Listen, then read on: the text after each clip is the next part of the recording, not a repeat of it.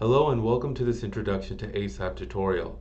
We thank you for considering our system, or if you're a customer, we thank you for your time and patronage. The purpose of these is to provide you with step-by-step tutorials so that you can begin to get your feet wet and become accustomed with the ASAP interface. This series will have videos which will include both examples and deep dives into the ASAP functionality.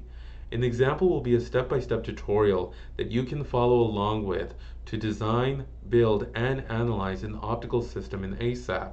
And the deep dives will focus more on certain functions and capabilities within ASAP that you will be able to implement on other systems, including systems you yourself have designed for optical analysis. If you would like to consider using ASAP, we will have a link in the description where you can submit queries for a trial license of the system. We hope you find great use from these tutorials and from the ASAP system at large.